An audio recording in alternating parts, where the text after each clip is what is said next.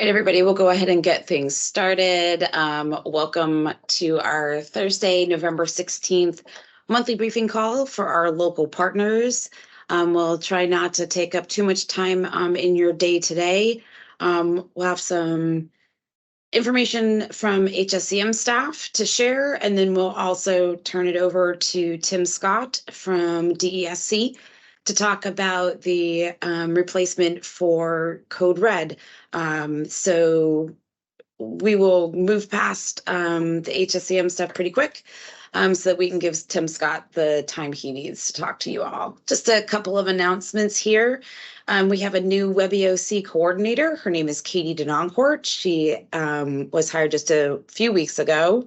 She's worked for the state for more than 25 years, and she'll be working with Neil Canton to get up to speed on WebEOC so that she can start to come out and work with all of you, providing the support that you need. Neil is still here, as is Rachel Armbrecht.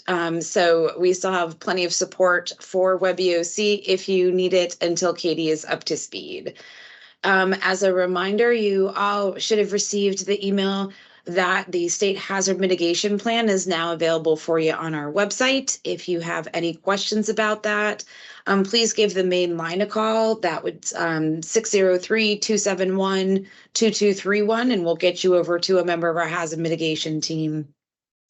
In the next couple of weeks, we will be sending out some information about a winter weather call with our partners at the National Weather Service, just to talk through some expectations for the season. So look for that in the next upcoming weeks or so. Director Buxton sends his regards. He is unable to make the call today. You all know how to find him as well. So without further ado, I'll let the staff brief out radiological preparedness. Dave Valancourt. Good afternoon, everybody. Just an update. We have gone through our first combined functional exercise, and we've done very well with that. The controller comments are in, and the community liaisons will be meeting with those 20 communities to provide them with the results of that. But overall, no findings at all. Great job. So thank you to those communities. We've completed our special facility out of sequence drills, which is the FEMA graded part of what we do for our schools, daycares, and nursing homes that are in the EPZs. They interviewed 17 facilities. And for what we know right now, that there were no findings there either.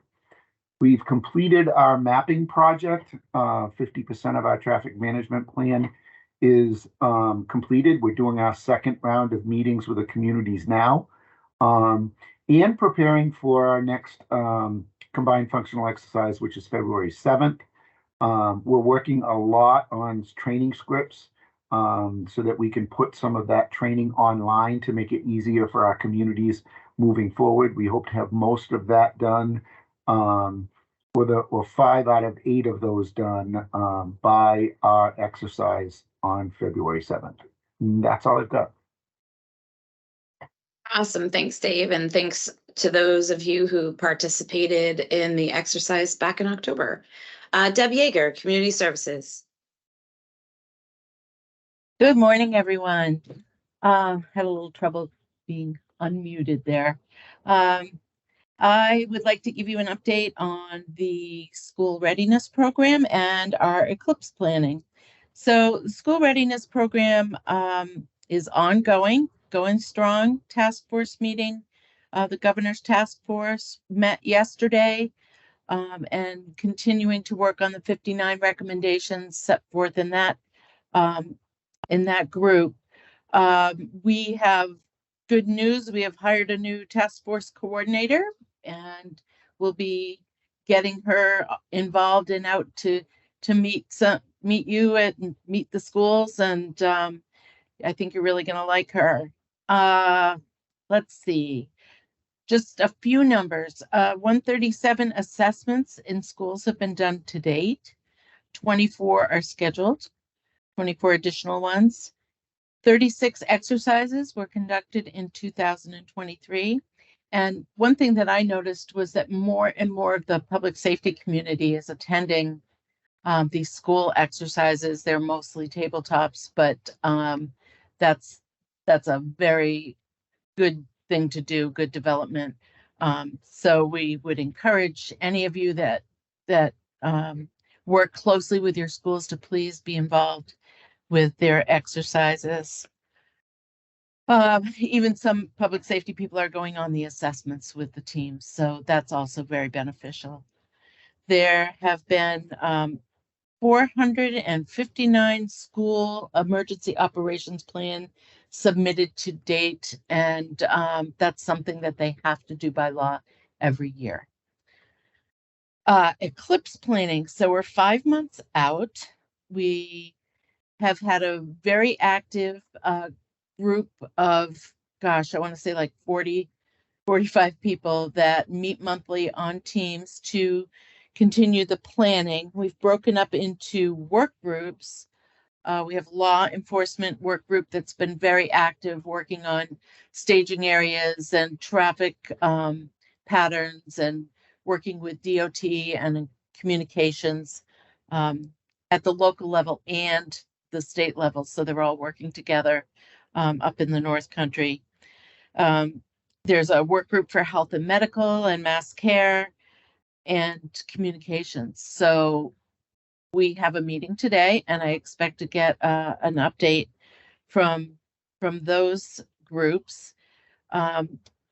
We also have a planner here at HSEM, Patty Crooker, who is working on our planning and how we're going to respond here, which will definitely involve the opening of the EOC to some level, probably for multiple days. So we're about to go to more frequent meetings because it's getting closer, and I think that's about all. We're going to use those meetings to line things up that have been happening in the planning. So I think that's all I have for today. All right, thank you, Deb. Appreciate that. I know a lot of folks have been attending those planning meetings, and we thank them for their time. Austin Brown, Chief of Mitigation and Recovery. Good afternoon, everyone. One update since our last time meeting, we did want to just provide communities information regarding the additions of Grafton and Rockingham counties to DR 4740, which is the presidential disaster declaration we received back in September due to the July flooding incident. So if you have damages from July 9th to July 17th, and you're in Grafton and Rockingham counties and you have not submitted a request for public assistance, I'm going to throw in some information in the chat. Just go ahead and look at that if you haven't submitted that, or again, go ahead and call the main line and ask to speak to somebody that is in mitigation and recovery, and we can assist you in getting that submitted. Deadline for submitting the request for public assistance is this coming Monday, November 20th. So we ask that you just make sure to pay attention to that. So again, I'll put some information in the chat. And if you have any questions at the end, certainly don't hesitate to jump on today. Thanks, Megan. Thanks, Austin. Appreciate that. Please definitely reach out if you or your communities have any questions about what needs to be submitted to Austin's team by next week. Please don't hesitate to reach out. We would much rather help you today as opposed to Monday. So definitely reach out. And again, you can just call the main line 271-2231, and we will gladly connect you with a recovery member team. At this time, before I turn it over to Tim Scott, Rachel, if you want to see if anyone has any questions. Yeah, of course. Thank you, Megan. So for those of you who have called into the meeting, it's *5 to raise your hand and *6 to unmute. Otherwise, if you have joined us in Teams, you can select the raise your hand icon, or of course, put your question in the chat.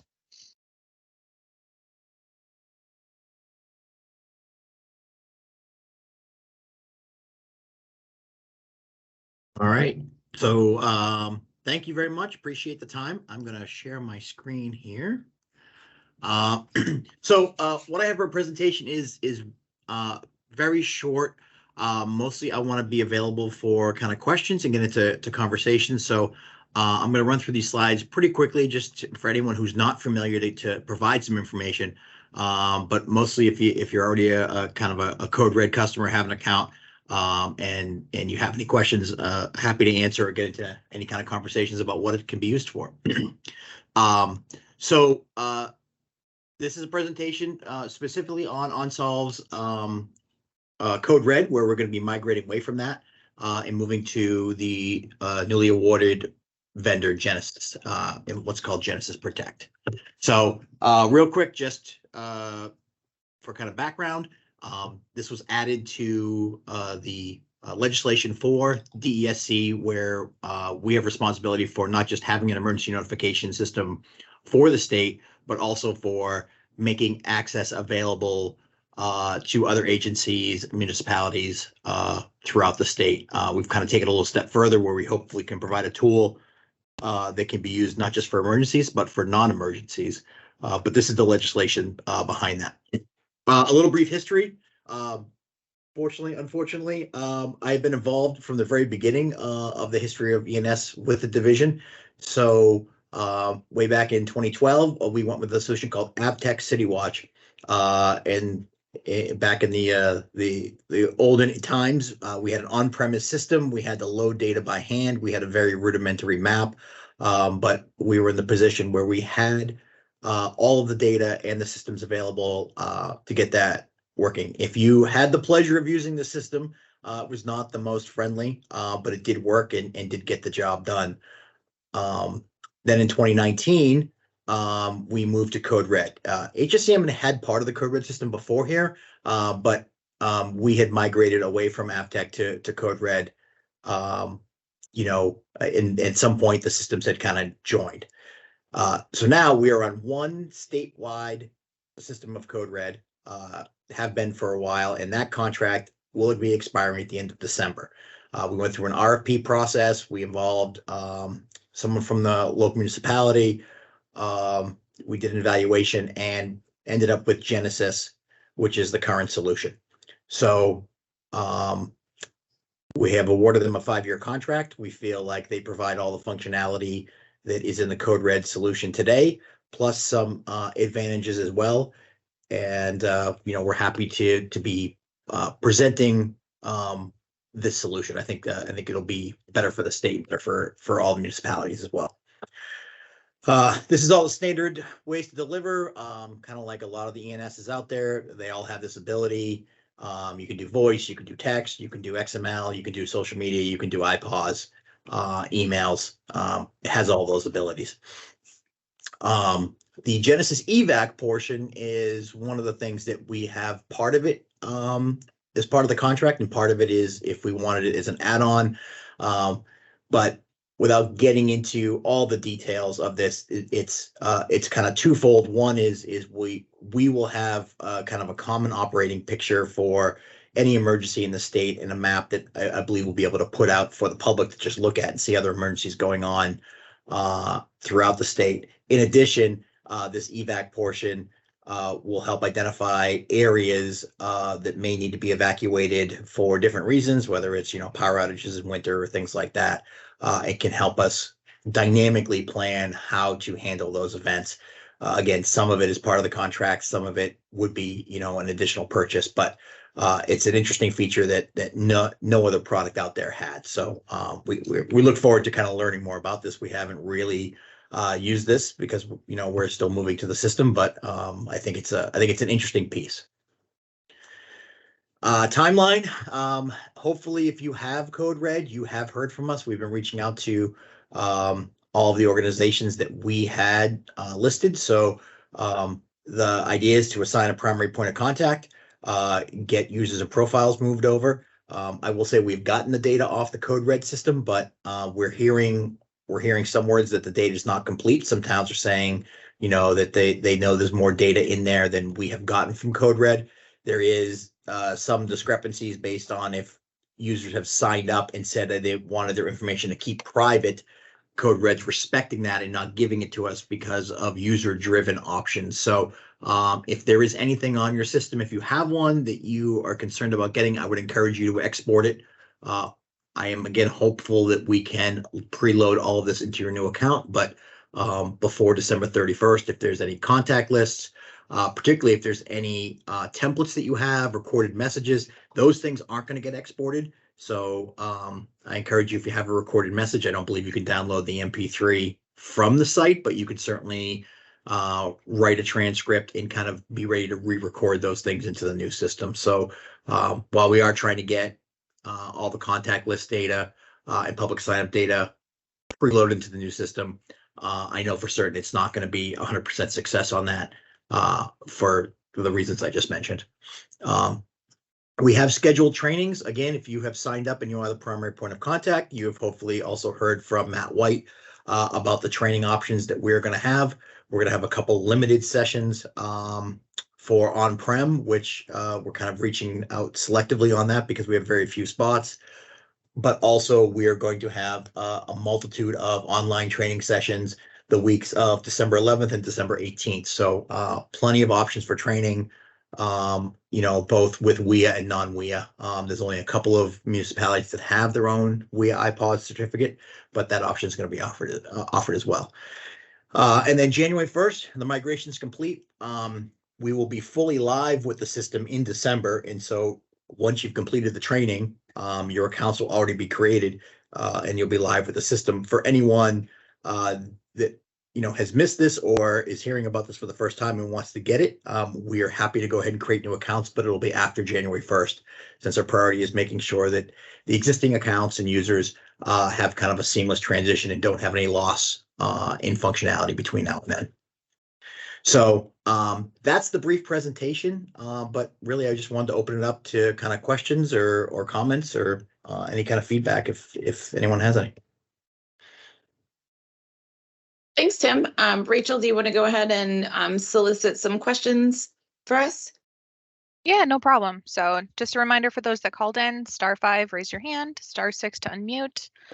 Otherwise, those in the meeting could raise your hand or put questions in the chat.